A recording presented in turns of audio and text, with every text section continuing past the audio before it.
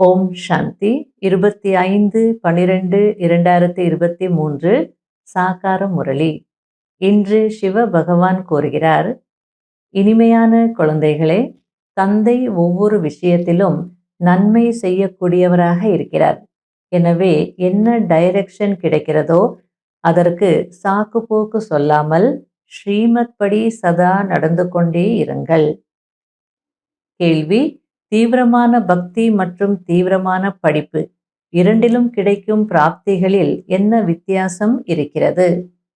பதில்: தீவிர பக்தியினால் காட்சிகள் கிடைக்கிறது.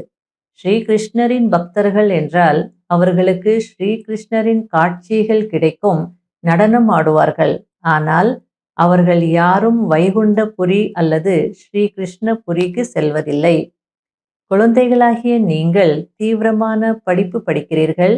இதன் மூலமாக உங்களுடைய அனைத்து மன விருப்பங்களும் நிறைவேறி விடுகிறது. இந்த படிப்பின் மூலம் நீங்கள் வைகுண்டத்திற்கு சென்று விடுகிறீர்கள். முரளியின் பாடல்: இன்று இல்லை என்றால் நாளை. ஓம் சாந்தி. வீட்டிற்கு செல்லுங்கள் என்று சொன்னது யார்? யாருடைய பிள்ளையாவது கோபித்து கொண்டு சென்றுவிட்டால் அவர்களுடைய உறவினர்கள், நண்பர்கள் அவர் பின்னால் சென்று, ஏன் கோபித்து கொண்டு சென்று விட்டாய், இப்போது வீட்டுக்கு செல் என்று சொல்வார்கள். அதேபோல் எல்லையற்ற தந்தையும் வந்து அனைத்து குழந்தைகளுக்கும் கூறுகிறார், குழந்தைகளே, இப்போது வீட்டிற்கு செல்லுங்கள். இரவு முடிந்து விட்டது, பகல் வரப்போகிறது என்று கூறுகிறார். அவர் தந்தையாகவும் இருக்கிறார், தாத்தாவாகவும் இருக்கிறார். இது ஞானத்தின் விஷயம். அதாவது பிரம்மாவின் இரவு, பிரம்மாவின் பகல் என்று யார் புரிய வைத்தார்? தந்தை வந்து பிரம்மா மற்றும் பிரம்மா குமார் குமாரிகளுக்கு புரிய வைக்கிறார். அரைக்கல்பம் இரவு, அதாவது தூய்மையற்ற ராவண ராஜ்யம், கீழான ராஜ்யம். ஏனென்றால் அசுர அழிவு நடக்கிறார்கள். இப்போது நீங்கள் ஸ்ரீமத் படி நடந்து கொண்டிருக்கிறீர்கள். ஸ்ரீமத் கூட மறைமுகமாக இருக்கிறது. உதாரணத்திற்கு பக்தியில யாத்திரைக்கு போறாங்க, தூய்மையாக இருக்கிறாங்கன்னா அது வெளிப்படையா தெரியும். அவங்க மாலை போட்டிருக்காங்க, இவங்க இந்த ட்ரெஸ் அணிந்திருக்கிறாங்க. அதாவது அவங்க கடைப்பிடிக்கிறது வெளிப்படையாக தெரியும். ஆனா அவங்க கொஞ்ச நாளைக்கு செய்கிறாங்க, அதனால அப்படியெல்லாம் இருக்கிறாங்க. ஆனால் இது லைஃப் லாங். நம்ம எவ்வளோ நாள் உயிரோடு இருக்கிறோமோ அவ்வளோ நாள் தூய்மையாக இருக்கணும். ஆகையில வெளிப்படையாக தெரியக்கூடிய எந்த விஷயங்களும் இங்கே இல்லை. ஸ்ரீமத் மறைமுகமாக இருக்கு அப்படின்றார். இப்போது ராவண ராஜ்யம் அழிய போகிறது, பிறகு ஈஸ்வரிய ராஜ்யம் உருவாகும். இப்போது இரவு முடிவடைய போகிறது என்று பாபா புரிய வைக்கிறார். இது கர்மக்ஷேத்திரம், நாடக மேடையாகும். இங்கேதான் ஆத்மாக்களாகிய நீங்கள் அனைவரும் ஷரீரத்தை தரித்து நடித்து கொண்டிருக்கிறீர்கள். 84 பிறவிகளின் பாகத்தை நடிக்க வேண்டியதாக இருக்கிறது. உலகம் சத்யுக சதோபிரதான நிலையிலிருந்து கலியுக தமோபிரதான நிலைக்கு அவசியம் வர வேண்டும். இப்போது இது சங்கம யுகம். கலியுகம் இப்போது இன்னும் சின்ன குழந்தையாக, அதாவது குழந்தை பருவத்தில் இருக்கிறது என்று உலகம் சொல்கிறது. இதற்கு தான் அறியாமை, காரிருள் என்று சொல்லப்படுகிறது. ஆத்மாவில்தான் படிக்கக்கூடிய சம்ஸ்காரம் அல்லது செயலை செய்வதற்கான சம்ஸ்காரம் இருக்கிறது என்று பாபா புரிய வைத்திருக்கிறார்.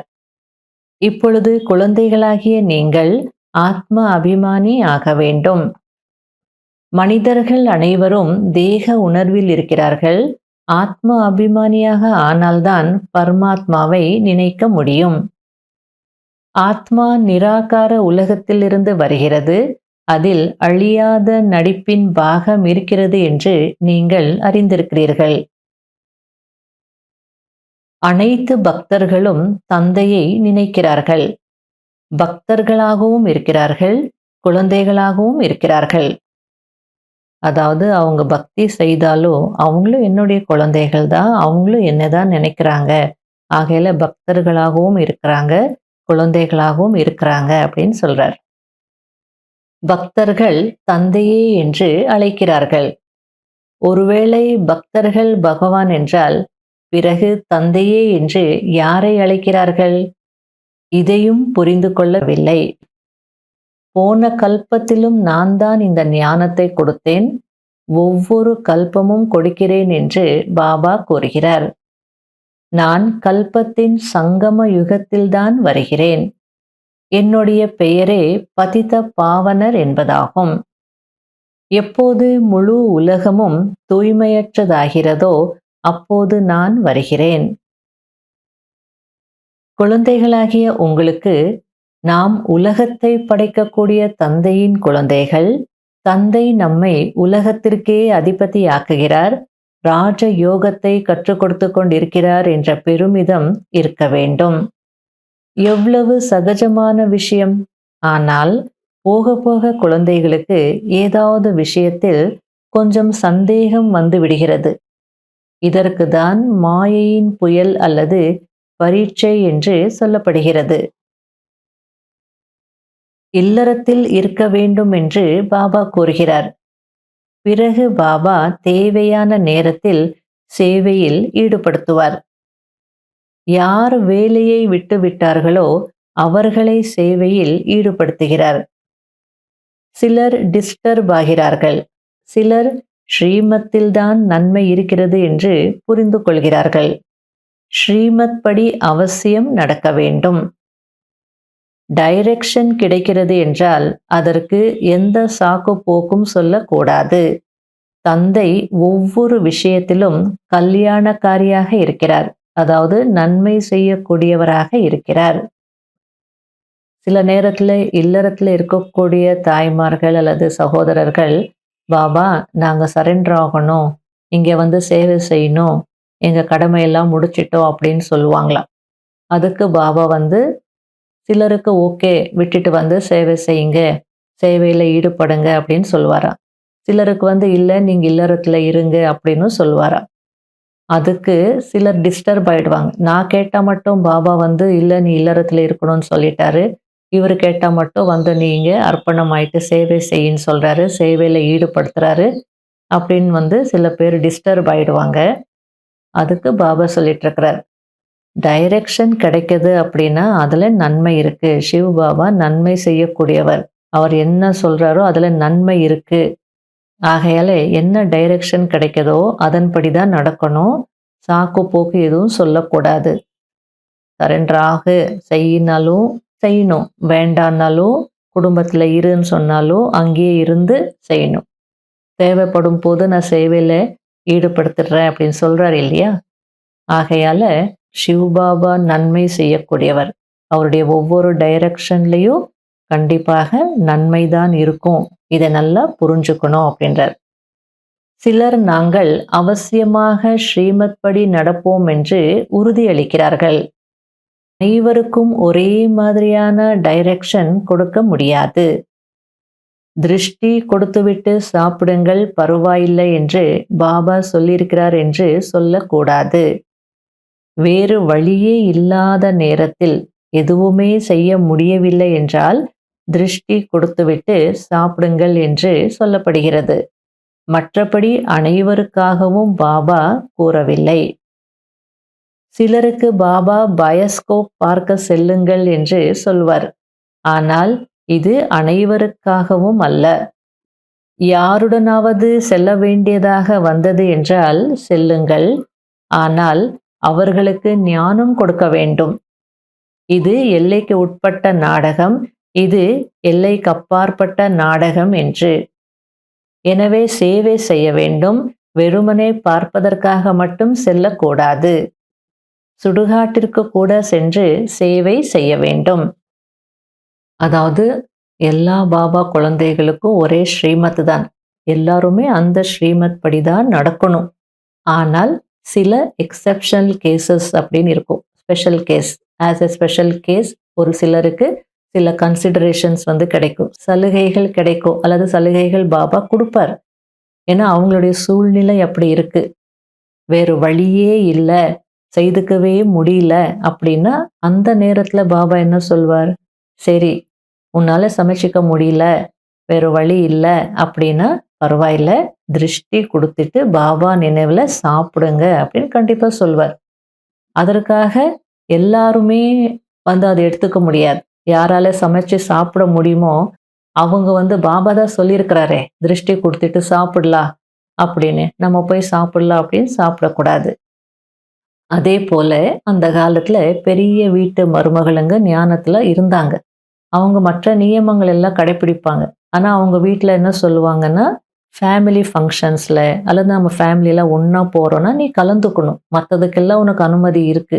நான் சினிமாக்கு போறோம், ஒரு டூருக்கு போறோம், ஒரு கோவிலுக்கு போறோம் அப்படின்னா, எங்களோட நீ வரணும் அப்படின்னு அந்த ஒரு கண்டிஷன் போட்டாங்க. இப்படி கூப்பிடுறாங்க பாபா அப்படின்னு அந்த மாதாஸ் சொல்லும்போது, பரவாயில்ல.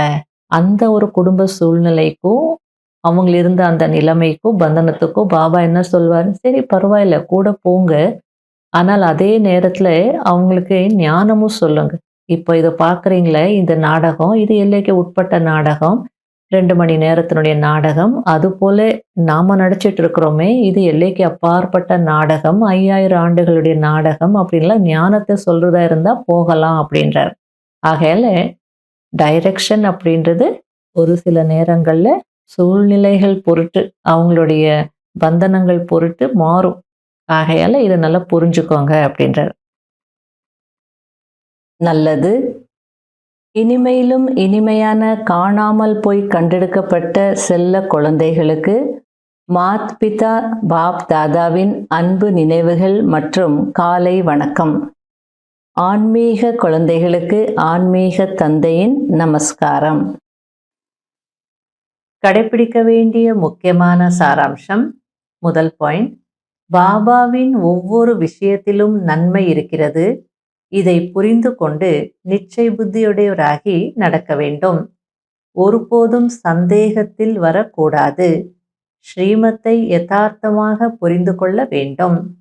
2வது பாயிண்ட், ஆத்ம அபிமானியாக இருப்பதற்கு பயிற்சி செய்ய வேண்டும். நாடகத்தில் ஒவ்வொரு நடிகருக்கும் அனாதி பார்ட் இருக்கிறது. எனவே சாட்சியாகி, அதாவது பற்றற்ற பார்வையாளராகி பார்ப்பதற்கு பயிற்சி செய்ய வேண்டும். வர்தானம், சதா பாதுகாப்பு கோட்டிற்குள் பரமாத்மாவின் குடைநிழலின் அனுபவம் செய்யக்கூடிய மாயாவை வென்றவர் ஆகுங்கள். தந்தை மற்றும் நீங்கள், இதுதான் பாதுகாப்பின் கோடாக இருக்கிறது. இந்த கோடுதான் பரமாத்மாவின் குடைநிழல். யார் இந்த குடைநிழல் என்ற கோட்டிற்குள் இருக்கிறார்களோ அவர்களிடம் மாயா வருவதற்கான தைரியம் கூட வைக்க முடியாது. பிறகு உழைப்பு என்றால் என்ன, தடைகள் என்றால் என்ன, இந்த வார்த்தைகளுக்கான அர்த்தமே தெரியாதவர் ஆகிவிடுவீர்கள். சதா பாதுகாப்பாக இருப்பீர்கள். தந்தையின் இதயத்தில் உள்ளடங்கி இருப்பீர்கள். இதுதான் அனைத்தையும் விட தீவிர வேகத்தில் செல்வதற்கான அல்லது மாயாவை ஜெயிப்பதற்கான முயற்சியாகும். ஸ்லோகன், தெய்வீக குணங்களின் அனைத்து அலங்காரங்களினால் அலங்கரிக்கப்பட்டவராக இருங்கள். அப்போது அகங்காரம் வர முடியாது. ஓம் சாந்தி. இன்றைய அவ்யக்த சமிகை. பிராமண வாழ்க்கையின் விசேஷ தன்மை பிரசன்னதா. பிரசன்னதா என்றால் திருப்தி நிறைந்த மகிழ்ச்சியான மனநிலை. எனவே நடத்தை மற்றும் முகத்தில் சதா திருப்தி நிறைந்த மகிழ்ச்சியின் ஜொலிப்பு தென்பட வேண்டும். யாராவது நிந்தித்தாலும் முகத்தில் துக்கத்தின் அலை வரக்கூடாது. அப்படிப்பட்ட மகிழ்ச்சியற்ற நிலையிலிருந்து விடுபட்டு விடுங்கள். அனைத்து பிராப்திகளின் நினைவு சதா திருப்தி நிறைந்த மகிழ்ச்சியான மனமுடையவராக ஆக்கிவிடும். ஓம் சாந்தி.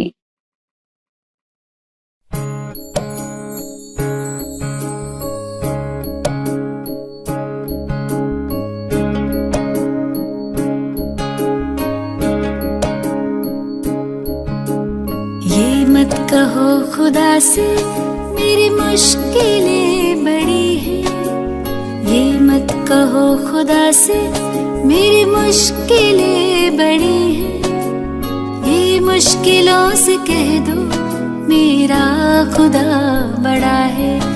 आती है आंधियाँ तो कर उनका खैर मकदम, आती है आंधियाँ तो कर उनका खैर मकदम। तूफान से ही तो लड़ने खुदा ने तुझे गढ़ा है।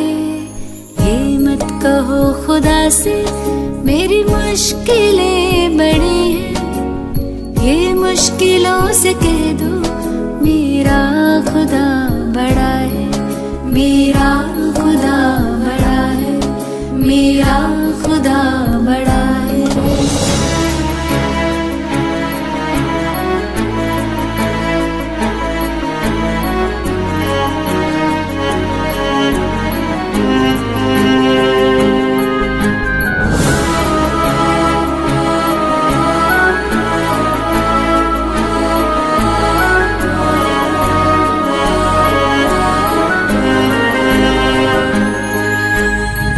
सर्व शक्तियों से जब साथ है हमारे, वो सर्व शक्तियों से जब साथ है हमारे, हर काम उसके रहते हरगिज़ हुआ पड़ा है।